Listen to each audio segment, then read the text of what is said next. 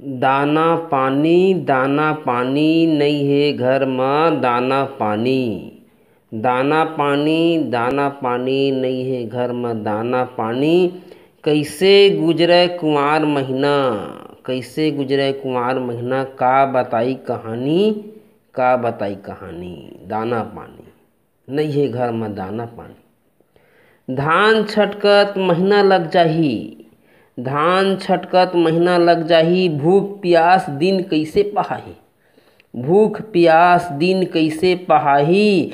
और नइ चलय बनी नइ मिलय बाड़ही। भगवान ए साल फेर भुगताही, भगवान ए साल फेर भुगताही। झरर झरर रोवत हे ए मोर नानी। दाना पानी घर म नइ हे दाना पानी।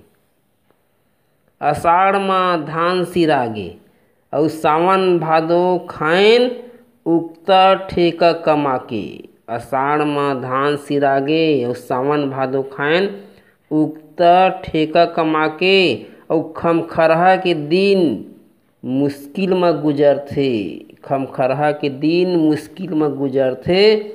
बिना खाए पिए कतको मरथे, बिना खाए पिए कतको मरथे।